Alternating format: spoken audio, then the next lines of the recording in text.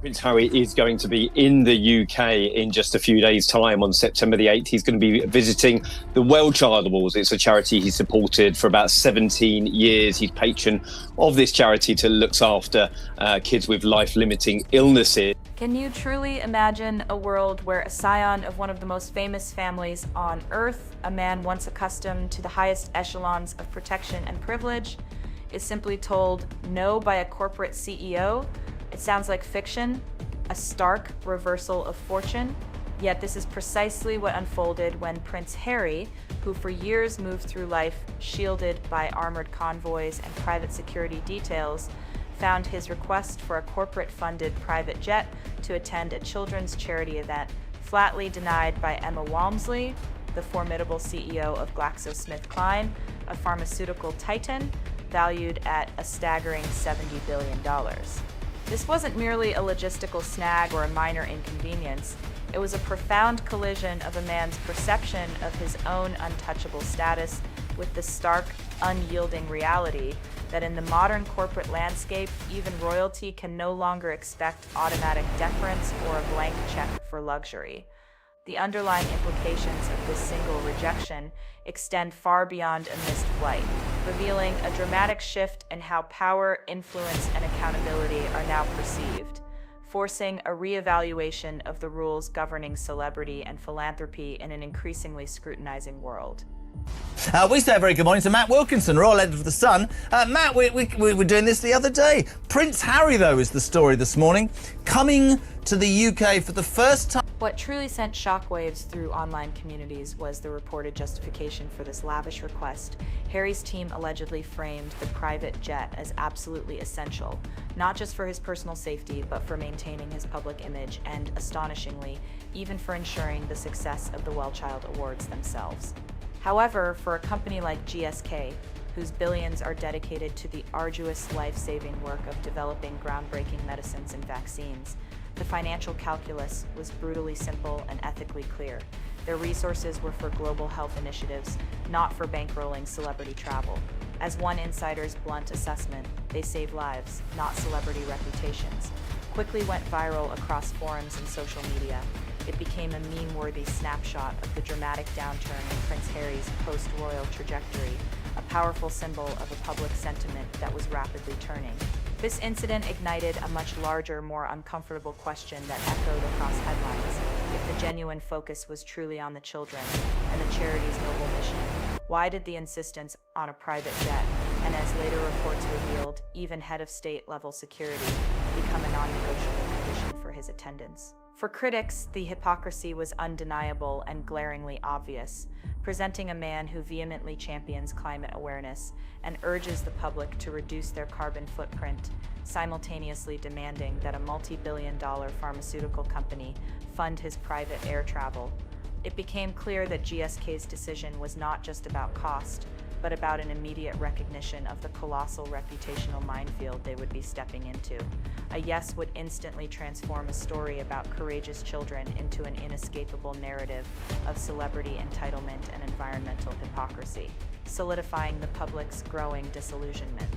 I've gone over to see his father for a couple of days. But you know as well as I do that the main gripe of the royal family, led I think by William and his father quite rightly, is that whenever anything shows a sign of thawing or there's a chance to meet and discuss, that it ends up in the press, because that is what sustains the Sussexes. And we've talked about this before.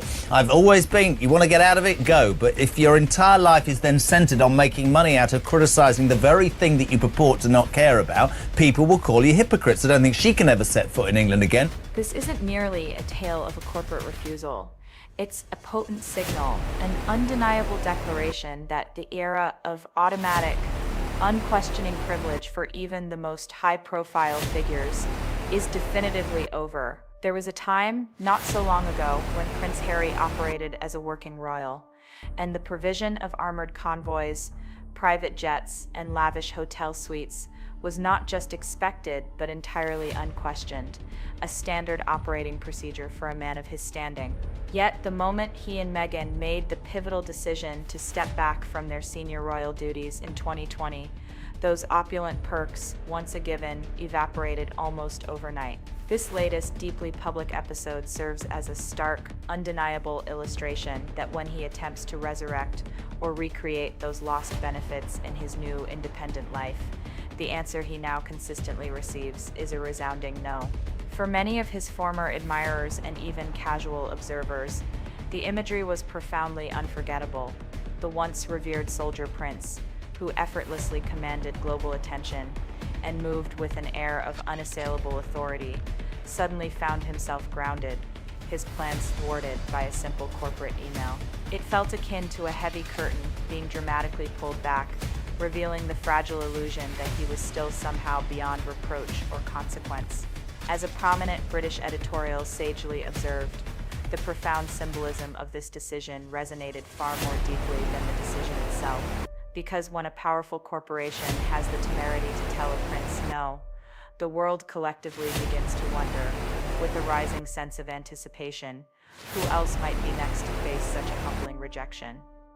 I am not on board with this, Mark. I feel like I'm going to rain on your parade when I tell you that I don't think that this royal reunion is actually happening. Now, tell us why you say that, because a lot of rumours are that because Harry's in the country, Charles is battling cancer, there was the secret summit with representatives from both parties, that a big date is on in a week's time. When the astonishing news of the private jet rejection began to ripple through the digital landscape, the internet erupted with an immediate, overwhelming torrent of reaction that Prince Harry once exclusively received from adoring, captivated crowds. However, this time the resonating sound wasn't applause or fervent cheers. It was a cacophony of blistering ridicule and biting sarcasm. Within moments, screenshots of Harry's impassioned past speeches, where he fervently urged individuals to consider their environmental impact and reduce their carbon footprint, were unceremoniously juxtaposed side by side with the damning headlines, detailing his explicit request for a private jet. One particularly viral post, dripping with irony, pithily declared, "Cut your carbon footprint. Unless you're a prince, then let Big Pharma pay," perfectly encapsulating the brutal sentiment that pervaded online spaces. Fans weren't just mildly annoyed, they felt a profound sense of betrayal and deception. On TikTok, users masterfully began remixing clips of Harry's earnest environmental talks, layering them with the unmistakable, deafening roar of jet engines in the background, transforming his advocacy into a punchline.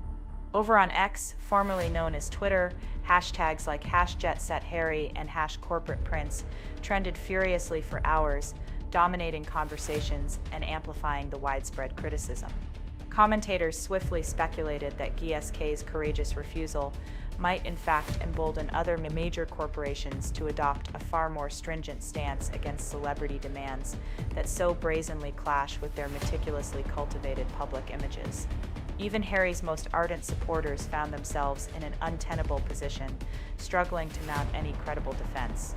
As one sympathetic fan candidly admitted on Reddit, in a widely upvoted thread, "I love Harry's work with veterans, but this is tone-deaf beyond belief." The kids at Wellchild deserve the spotlight, not his security detail or his travel demands. Each cutting comment and viral post inexorably pushed the narrative further away from a simple misunderstanding, solidifying it instead into an undeniable saga of profound hypocrisy, a scent that the ever-vigilant press immediately picked up on, following the trail of controversy with relentless bloodhound-like speed. Well, I personally think it's unattractive to use your children to promote your work. I think not only from the fact it's in a way exploiting them. Secondly, I can't imagine that Prince Harry is particularly pleased about it. And in the longer run, of course, the children will at some stage grow up. And I don't know how pleased they're going to be to find that they've been used in this particular way. Further reports began to paint a clearer, more damning picture, suggesting that GSK executives were not merely concerned with the financial outlay of a private jet, but rather they harbored a far greater fear of the inevitable, damaging headlines that would follow, calculating that subsidizing a royal's luxurious demands could swiftly spiral into an unmitigated reputational disaster. Numerous prominent media outlets immediately drew stark, unflattering comparisons to Spotify's recent, widely publicized $20 million loss on Harry and Meghan's now abandoned podcast, framing the GSK story as yet another chapter in a rapidly unfolding pattern of corporate disillusionment. First Spotify, now GSK, who's next to say no, became a rhetorical question frequently posed by commentators on Sky News, a framing that resonated deeply and quickly took hold in the public consciousness. Suddenly, this wasn't just about a single rejected flight, it was about the palpable ongoing collapse of influence that Harry and Meghan were experiencing, a tangible erosion of their once unassailable brand power. And beneath the surface noise of the immediate controversy, a far more insidious and painful sting began to emerge, directly impacting the very core of Harry's carefully constructed charitable branding. It's always the back of their heads or their face with a heart over it or something like that. And they're going to wake up at a certain point and say, why is this happening? Why did we not meet our grandfathers? And neither of them. And why did we meet our cousins back in England who seem to have rather an interesting role in life? For countless years, the Wellchild Awards had been meticulously cultivated and marketed as Prince Harry's deeply personal passion project, an authentic expression of his commitment to vulnerable children. Yet the relentless headlines now placed him in direct, undeniable opposition to the very core values the event purported to represent: humility, selfless courage, and unwavering resilience. Seasoned commentators swiftly issued a grave warning: if the public began to perceive these awards as merely a stage for Harry's self-promotion rather than a genuine platform for the children, the charity itself could suffer irreparable damage. This ominous warning quickly became a pervasive talking point across morning shows and podcasts, with analysts openly questioning whether the seriously ill children and their families, the true heart of the event, might feel marginalized or even completely sidelined by the unfolding drama. The implication was excruciatingly painful. Harry's actions, intended perhaps to elevate his presence, risked tarnishing the very cause he so vehemently claimed to champion. This escalating tension left Harry in an increasingly precarious and cornered position, as fans online mocked him mercilessly. The press relentlessly amplified every contradiction, and corporations, now hypersensitive to public sentiment, meticulously calculated the immense risks of any further association. What was once a meticulously managed public image of profound compassion was now violently colliding with an inescapable narrative of entitlement and self-interest. As one astute PR insider succinctly put it, you can survive bad headlines. What you can't survive is becoming a punchline. For Prince Harry, the mounting backlash was far more than mere online noise. It was the distinct, unsettling sound of doors, once wide open, now slowly but surely beginning to close. As the private jet controversy gained undeniable momentum, another, even more explosive layer of the story dramatically surfaced. Reports began to suggest that Harry's team didn't merely push for luxury travel, they audaciously requested security on a scale typically reserved for a head of state. According to multiple insiders cited across British media, the demands were far from modest, allegedly including an entire fleet of armored vehicles, elite close protection teams, and a sprawling, full-scale security operation that would easily cost millions to stage. For a pharmaceutical giant like GSK, whose foundational mission is the development of life-saving medicines, not the bankrolling of presidential motorcades, this elaborate request was utterly staggering, bordering on the absurd. Commentators were quick to draw a direct, damning line between this demand and Harry's long-running, bitter legal battles with the UK Home Office. Since his and Meghan's departure from royal duties in 2020, the government has consistently maintained that he is no longer entitled to taxpayer-funded protection. Harry, in turn, has filed multiple lawsuits, even directly suing the Home Office, in a desperate bid to overturn that ruling. Each time, the courts have unequivocally reaffirmed the same foundational principle: security is granted based on official duties, not personal preference or celebrity status. The stunning revelation that he allegedly attempted to circumvent these legal rulings by attempting to offload these astronomical costs onto a corporation struck critics as a direct, audacious challenge to established legal precedent. A legal analyst on ITV pointed out the profound implications. stating that if a company were to bankroll a quasi-state security detail, it would fundamentally undermine the very rulings Harry had decisively lost in court. Fans online quickly claimed that this exorbitant security demand exposed the true underlying motive behind the jet request itself. It wasn't just about image, it was about desperately trying to recreate the impenetrable cocoon of protection he once enjoyed as a working royal. But this, of course, presented yet another glaring contradiction. Harry has spent years meticulously branding himself as an independent figure, a man who courageously walked away from the crown to forge his own path. And yet, these unearthed details painted a picture of someone still desperately clinging to the invisible shield he purportedly left behind. On Reddit, a viral thread succinctly articulated the widespread sentiment, "You can't quit your job and then expect your old benefits. That's not how the world works," a blunt truth that resonated deeply. These revelations hit particularly hard in the sensitive context of his charity appearances. For decades, the Wellchild Awards were viewed as a beacon of authenticity, a young prince genuinely connecting with children and families in moments of profound courage and vulnerability. However, critics now argued that this latest demand fundamentally transformed the event into something far more self-serving, a platform where Harry's personal insecurities and entitlements were prioritized over the noble cause itself. Commentators speculated that GSK's refusal was less about simple cost saving and more about a strategic move to meticulously avoid headlines, where a children's charity became a mere backdrop for royal entitlement. In the cutthroat world of corporate boardrooms, perception, it was understood, matters more than anything else. This particular revelation truly shifted the narrative from merely embarrassing to genuinely dangerous.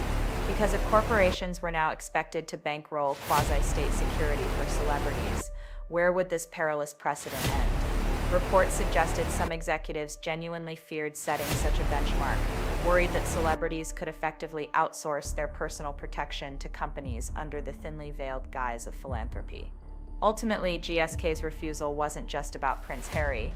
It was about drawing a firm, unyielding line in the sand, a boundary that once established cannot be easily erased. By the time these explosive jet and security revelations reached mainstream headlines, the damage to Harry's reputation was already spiraling wildly out of control.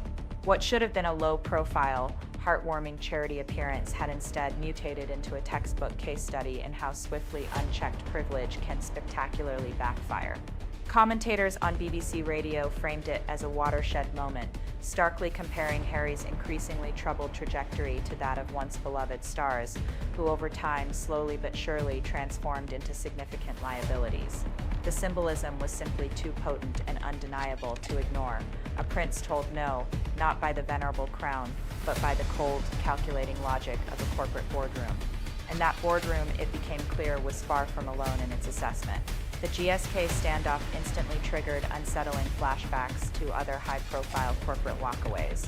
Spotify's decision to abruptly end its lucrative $20 million deal with Harry and Meghan was repeatedly cited in news coverage, with analysts pointedly noting how few tangible projects had actually materialized despite the lavish contracts. Netflix, once widely seen as the Sussex's ultimate financial safety net, has reportedly scaled back its future commitments following consistently underwhelming viewership figures. Even Arkwell, the couple's own ambitious venture, has visibly struggled to consistently deliver the kind of profound impact and tangible results once grandly promised. Reports from within the industry suggested that corporate partners have grown increasingly wary of being unwillingly drawn into narratives where philanthropy appears to be nothing more than a carefully staged photo op rather than a genuine, impactful endeavor. As one seasoned PR veteran bluntly told The Guardian, "The problem isn't the cause, the problem is the brand attached to it." Fans online, with their brutal efficiency, amplified the unfolding drama. Memes depicting Harry being denied entry to a private jet were cleverly spliced with clips of him in his military uniform, serving as a stark visual reminder of the dramatic contrast between his past service and his present, seemingly entitled demands. One viral caption, cutting deep, read, "From Soldier Prince to frequent flyer denied." The humor was undeniably biting, but it spread with lightning speed, cementing the pervasive idea that this scandal was not an isolated incident, but rather a discernible part of a larger, worrying downward slide. On TikTok, creators stitched the GSK story with footage of Harry's various courtroom appearances, painting a consistent picture of a man perpetually fighting, perpetually demanding, and, to many, perpetually disappointing. Even more damaging was how insiders framed the subtle yet significant shift in perception. For years, Harry's presence at Wellchild was universally seen as additive, a royal spotlight genuinely elevating the bravery of the children involved. But sources now claimed that his continued involvement increasingly risked overshadowing the very children he ostensibly sought to honor. Reports suggested that corporate sponsors feared severe backlash if events were perceived as revolving around Harry's personal needs and demands, rather than the kids themselves. And once that toxic perception takes hold, it has the power to poison an entire charity, eroding its legitimacy and public trust. Commentators warned that the awards could ultimately lose their credibility if audiences felt the focus had fundamentally tilted away from its original noble purpose. This was peak drama not simply because of a single private jet or one rejected request, but because it laid bare the deep systemic fault lines running through Harry's entire post-royal identity. Corporations, once viewing him as a safe, bankable, and untouchable asset, now saw volatility, the specter of lawsuits, glaring hypocrisy, and an unwelcome distraction. For the very first time, it wasn't just critics asking whether Harry's presence truly added value. It was his partners, his sponsors, and the very executives who hold the power to decide whether doors open, or more critically, whether they slam shut, and the message, delivered with chilling clarity, was unmistakable. Those doors were indeed starting to close. The seismic fallout from GSK's resolute refusal echoed far beyond one isolated corporate rejection. It signaled something far deeper and more profound, a fundamental cultural shift in how institutions, both old and new, now confront and handle celebrity privilege. For decades, Prince Harry had embodied a storybook arc, a narrative of enduring public affection. That once cheeky soldier prince who seemed to effortlessly carry public affection even when he stumbled, now finds himself in a drastically altered landscape, where reports suggest corporate executives view him not as a valuable